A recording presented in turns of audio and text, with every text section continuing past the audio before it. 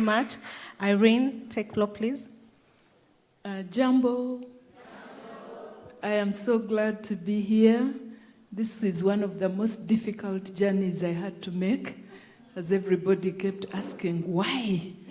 Why are you going to Nairobi in this COVID season? But I know that the footsteps of the righteous are ordered of God. Amen. I am already blessed just to see you ladies since last evening. My name is Irene Kauma Kisaka. I am Ugandan, as you have heard. So I have worked with the Lord for quite a while. I'm a government official. I like to say I'm a minister of the gospel, and I do that basically as a government official. I've done this for the last 25 years, working with the government of Uganda. I did the first 14 years with the Directorate of Citizenship and Immigration Control in the Ministry of Internal Affairs, and I've done the last 11 years as the Principal Assistant to the First Lady of the Republic of Uganda, who also happens to be a cabinet, not very usual. So we started off at the Office of the Prime Minister, and now we are at the Ministry of Education and Sports. I fellowship with I'm married to Simon Kisaka. I pray with Deliverance Church, Makere Hill, where I serve as a deacon in charge of services. I'm so happy to be here. Thank you very much. Lucy, please. Thank you. Good afternoon, before lunch, and praise the Lord. Amen. It's just like any interview, when you're told to summarize your almost 50 years to 2 seconds or to 5 minutes, you don't know what to say. But let me say my name is Engineer Lucy Karaoke. I'm a professional engineer for the last 20 plus years from the University of Nairobi, Electrical Electronics Engineering. I'm a professional engineer. It means that even after you graduate, you have to practice and to prove in a panel that you are. But that doesn't define me. What defines me is that I am a child of God. I'm born again. I fellowship with a church called Gospel Recovery Center as a praise and worshiper. The last few years I have been, I've not been stable in Nairobi. I think that affects your ministry, so to speak, because when you move to Eldoret, you move to Nakuru, you move to Nairobi, then you're destabilized. But currently I'm in Nairobi. I work for a government institution, a parastatal called Kenya Pipeline. I've been there for the last 17 years. But currently I am back because the last 3 years I had an opportunity to serve in Nakuru County as a county minister. I had been seconded from Kenya Pipeline to Nakuru County because that's basically national government to county government for 3 years.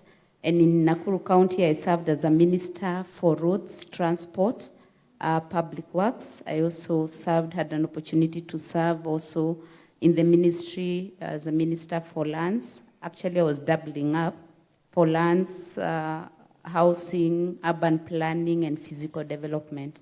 But lastly, I had a few months serving as a minister for gender, youth, culture, sports, and social services. But currently I'm back. My secondment has ended for the last 3 months. I'm back. And currently I'm with Kenya Pipeline, serving as a chief engineer in charge of project design and costing. Thank you. Wow. The profile will not have done it justice. It was good for us to do it real. Also, my name is Janet Macharia. I fellowship in this church. I am your moderator today. Asanteni sana. Well, we will start with an interesting question, just for us to understand our panelists more, even after them introducing themselves. I think it will be nice for us just to understand, how is your day like? Could you please tell us from what time you wake up to the time you sleep? How is your day like? What do you do? Because we really want to understand whether that is one of the reasons, because some of us maybe, yes, we need to make some adjustments where all this is concerned. So we can start with anyone. Maybe I could start with my Okay. right. All right. I think it is interesting. My days are not always the same, but I'll give my typical day at Kenya Pipeline. I wake up around 5:30, and by 6 I leave the house. I get to the office around 6:30. I have an hour also at the gym. We are lucky to have a gym within the same building for the staff. So I'll go there for about an hour and my day starts. So we'll have the morning hours. Mostly I will do my food, or if I don't have carried my food for lunch, then there's a canteen within the building. We do the morning, depending on the meetings, or you're meeting staff, or you're doing your assignments. In the afternoon, the same, and I will leave around 5 to the back to the house with the traffic jam. You get home around 6. We do dinner. I did dinner 6, 7, and I have a chance to spend with my daughters. And I will retire around. Maybe we do an evening devotion, and by 9, 9:30, 10, we rest. I think that's my day, yeah, typically. Thank you. Thank you very much. I'm sure there's one or two things you're able to pick, something that also you equally do. But I'm sure as we proceed on, we'll be able to get to the nitty-gritty. Irene, please take us through. Okay, I'm an early riser, so my day begins quite early, 5:30. I start with devotion. I wish you had asked what do you want your day to be like, because there I would have said I would then go to the gym for an hour. But it's a discipline I have battled with all my life. In the last 7 months, I have been quarantined at my place of work, believe it or not. It started with 2 weeks, and they said essential staff had to stay at the place of work for 2 weeks. Then they said 21 days. From 1st April, I came out on Sunday, last Sunday, to get a 2 weeks break. So within these 7 months, I've been walking because I'm in one neat, enclosed place. So I started walking for about 30 minutes. I hope I can maintain the habit, but I've not maintained it at the beautiful hotel where I was booked. So I don't know whether I'll maintain it. But generally, I start with prayer, then I get into work. Now, as I told you, I work for somebody who wears many hats. She's a first lady of the country. She's a cabinet minister. She's a district party chairperson. She's a founder of several NGOs. So I have several offices where I sit. My main office is at the ministry headquarters. Now we are at the Ministry of Education and Sports. So I start there. And I start with paperwork. I sort out what needs to be done. But I'm in charge of her entire program. Now, all our meetings happen in another office at State House. So then I rush to do the meetings for that day. Then I rush back to close the day at the ministry headquarters, which is really my base. That's where most of my things are. So I rush back there. But I haven't been there for 7 months, and the world didn't end. So I learned that I don't have to rush in between like I'm holding the entire world. The world didn't collapse when I didn't go to that office for 7 months. Yes. I stayed in one place, and I managed to do so much. So they asked me about my day. So basically, that is how it is. One of the main meetings I attend during the week is a prayer altar for the ministry, which I host at the ministry itself, Ministry of Education. I don't have time to attend so many prayer meetings and fellowships like I would want to or I used to, because I will get home when it's already dark, depending on the day. Now, most of the days we have up-country programs, we have programs out of the country, so my life is full of adventure. For the last 11 years, it is so hard to describe my day. It depends on where I am and what I'm supposed to do. Am I up-country? Am I in town? But the constants are that I will wake up and have time with God, because that is the stability of the day. If I miss that, then I'm scattered throughout the day. I'll stop there. Thank you. Joy, please. I don't have a typical day. I'm one of those people, I roll with the punches. So let me describe one of my days. So usually, these days I try and do most of the TV analysis things in the morning. So, and like Irene, we discovered, we can do it via Zoom. You don't have to be dashed into the media stations at 5 a.m. I'm on Mombasa Road going to KTN. So most mornings, I'll be on a media station or another. So, yeah, I think it's every single morning except Wednesday. So even this morning, I was somewhere. Then once I'm done with media, that usually frees up around 8 a.m. Then I go off to meetings. Most of this COVID season, the meetings have been through Zoom, which has been a great help because it means I didn't realize how much time I spent in my car. I used to live in my car. These days, I'm so glad that I actually live in my house. It's a very good thing. I realized I have a lovely house. So I do my meetings.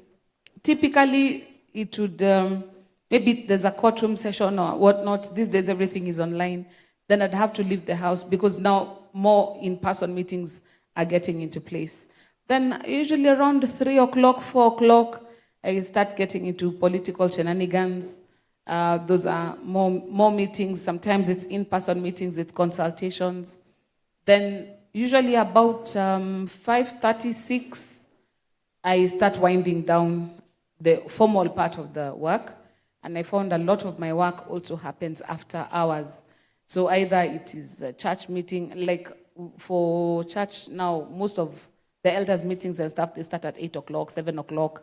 It's like they realize people need to finish the day, then do that. So I find I have another catch of more informal meetings, but they happen in the evenings. So by the time I'm ready to sit and let go of the day is about 8 o'clock is when I'm getting back to the house, or even if I've been in the house is when I'm releasing things and engaging with the children, which is a bit of a tragedy.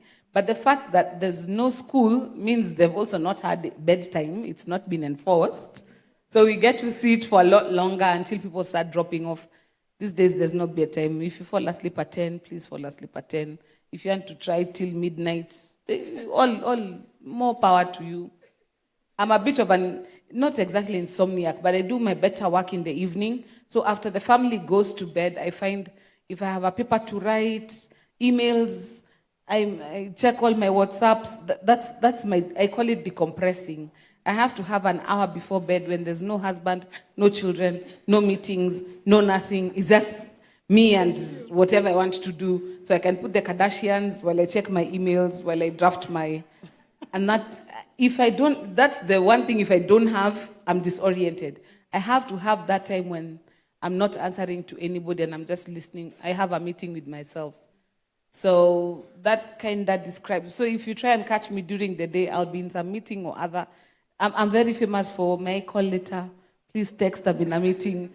I'm that person, unfortunately. But typically that's it. But I find my week ends on Thursday. I rest on Fridays because Sunday is a working day for me as well. Now, for church, I told you I have several seats at several tables. So now Sunday is the day of the round.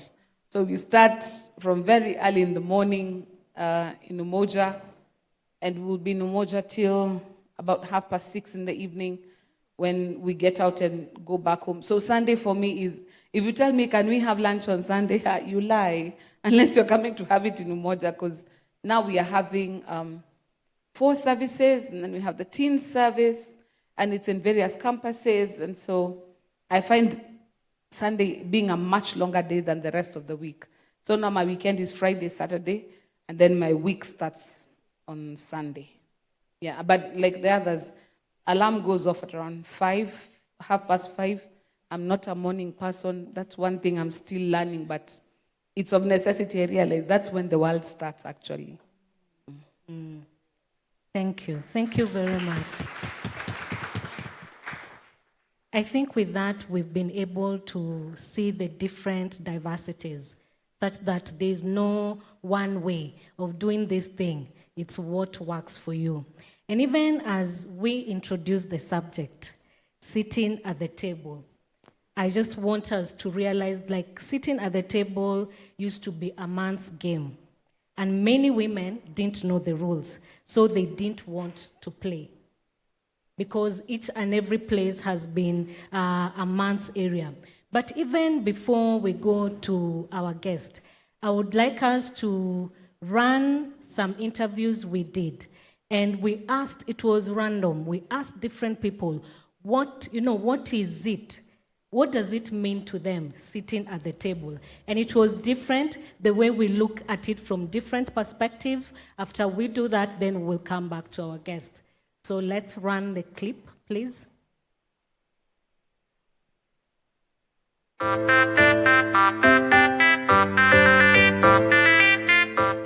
Sit at the table. Yes. First, considering the table. This means it's a place where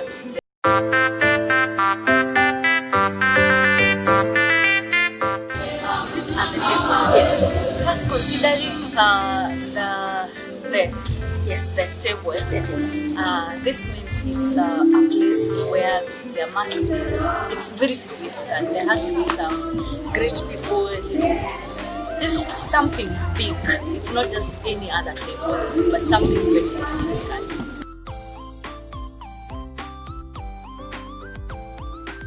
Sitting at the table.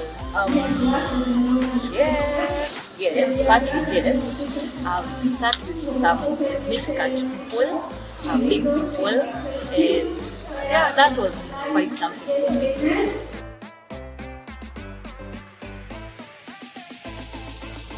Considering this is an invitation that Jesus has been made, and there are great people who are attending this particular function in Luke chapter. What comes to your mind? Or when you got this invite, what ran through your mind sitting at the table? And how is it? How hard is it, or how easy is it being at the table? I think when I had table, the first thing that came to mind was a table is a place of providence. You go there to replenish, to feed yourself. As I'm Luya, I come from a food secure nation. So a table is one of our favorite places, because that's where you go to deal with matters perpendicularly. And so when I look at it now, parallel to what we're trying to achieve in this conference, it talks to me.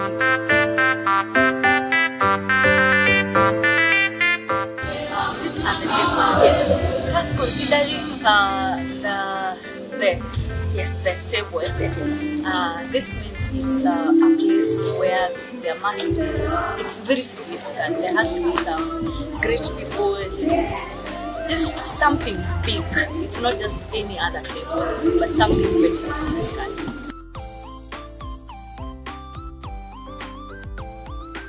Sitting at the table. Yes. Partly yes. I've sat with some significant people, big people, and. But over and above that is also being at a place where, when there is something to go around, you can access it. Because if you're not at the table, you can be watching people having a meal, and you're like the poor man and what was his name, Lazarus, at the rich man's table. There is plenty, but you have no access to it. So being at the table for me as well is access, such that you know where the resources are, but you can also get to the resources to replenish, revive, and restore your life. Thank you.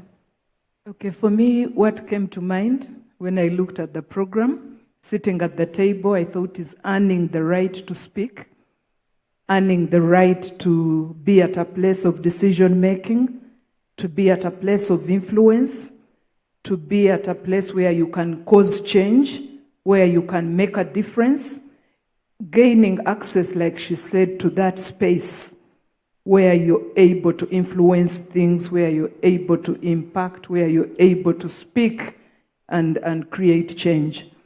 And for me, as Irene personally, getting that seat for me is finding my place of influence, my place of service. And like I usually say, when you find your place of service, you have found your place of influence. You have found your place at the table. Because God hasn't called us to do everything. He has called us to do a particular thing. So I think sometimes we think we have been denied a place, a seat at the table, but what is your seat? What is your space? What is your place of service? Because that is the only place where you can cause change. That is the only place where you'll create impact. That is the only place where you'll earn the right to speak. Oh, thank you. When I read that, sitting on the table, and it took me back to how I was brought up, and I can relate to her who said that it's a place where you're eating, and most people, or maybe most of us here, will not have a dining table. And I'm in two generations where we never had a dining table, and I know how we used to eat. You used to be given food and you go and eat in your own way. And now I have a chance to have a table where even my children are coming to the table, and I can tell the difference. It's a place of fellowship. I think we have very good times with my children and my husband when we are seated on the table. And that missed when we had no table, or there was no table to sit in. And I have realized that even my children have a say in that, how we are running the house, because in most cases it will come out during that session at the table. And I could relate that now to this table that is being spoken about. And I would imagine in an office there is no table, so to speak, but I would imagine tables we are talking about is tables. Go to someone's office and you're on the other side of the table, then you're not on the table. Actually, you're on the side of the table. But when you go to a boardroom, you're all seated facing the table. I mean, you're all, it means this is where you belong. So what does that mean? It means that whatever is happening on that table, when you're on that table, not beside the table, then you have a say to what is being discussed, to the decisions that are being made, to the resolutions that will come out from that table. It is a chance for you to discuss. It's a chance for you to air out what you think or what you feel. And you can even discuss the food that you're seeing. I mean, like when it's on the table. And I could relate to when the food was being served from a pot by my mother.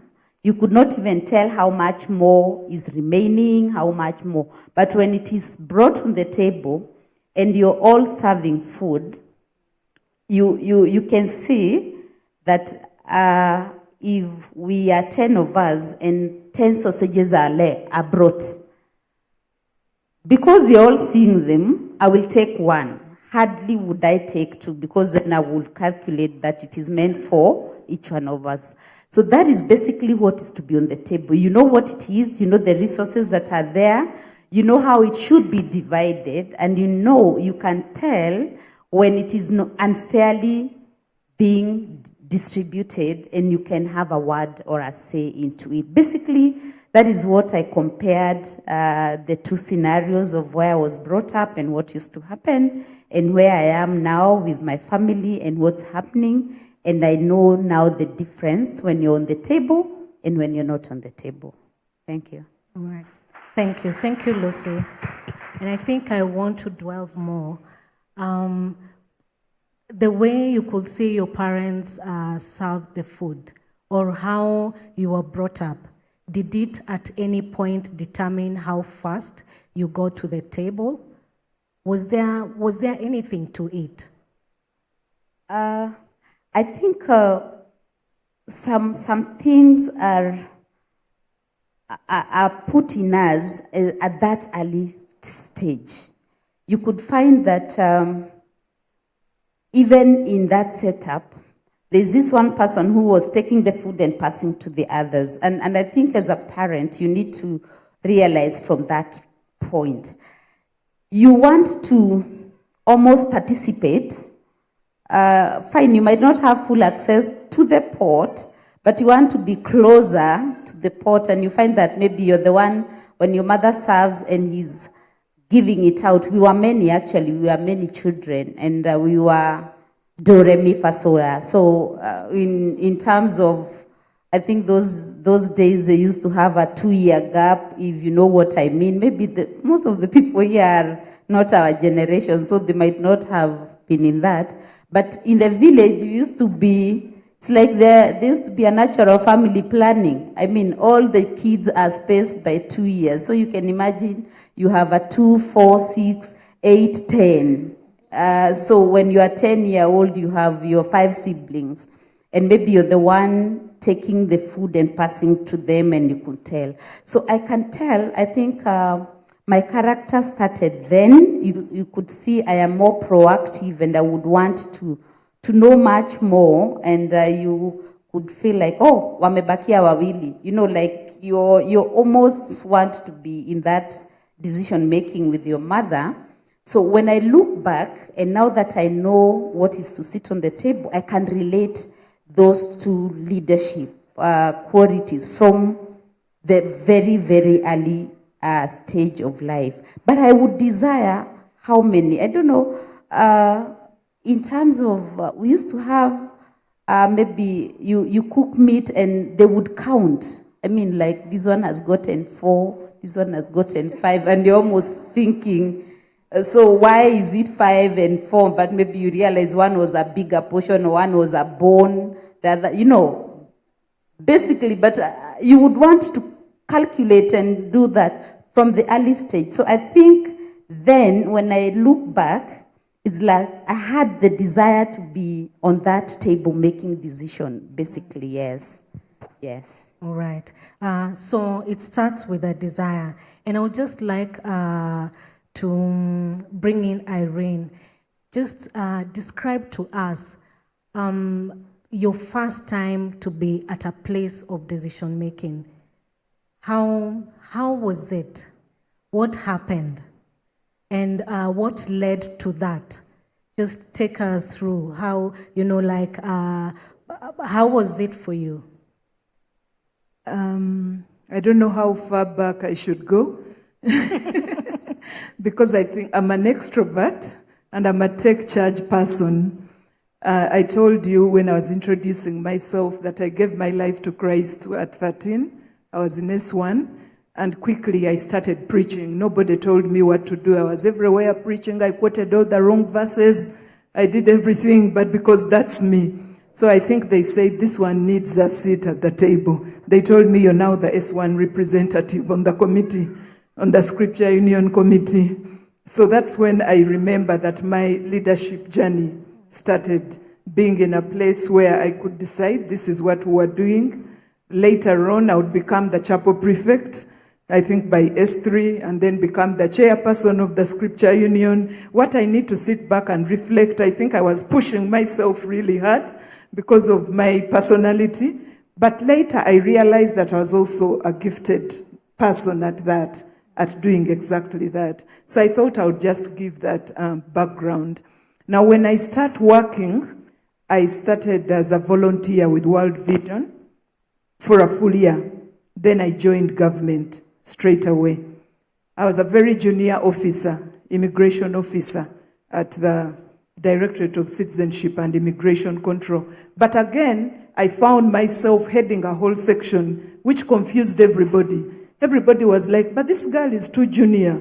I was managing the visa section that time. I was deciding who gets what. I was the one signing, and it was a big issue for everyone. And I remember that is the time when I started suffering a lot of bad press coverage, because people were really trying to tear this young girl down. Who is she? How come she has found herself here?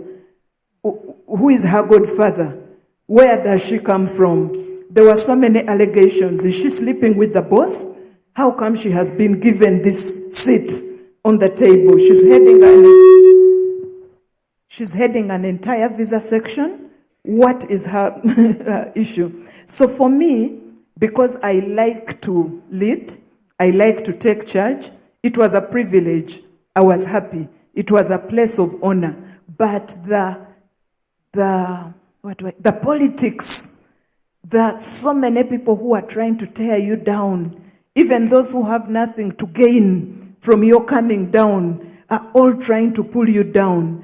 I remember that time I woke up one morning and I had a whole article in one of the papers. And they were saying so many things about me when I thought I was a very small person in the background there. So I wondered, who would take the time to write all this? So it is hard. If you want, you said, how did it feel? I wanted to serve. I wanted to be there and make a contribution. But it was so hard, especially from fellow ladies trying to pull you down. There were so many rumors why I was the one doing that. Some of the things, there were many allegations. Sometimes I would say, you said this, and you try to remember, where did I say that? At what point did I say it? But it's just this whole politics of trying to pull you down, to pull each other down. Yeah, so that was my first experience. That is the time when I really had a position that I was influencing. I had so many people who would come to me who needed my help. I had many decisions.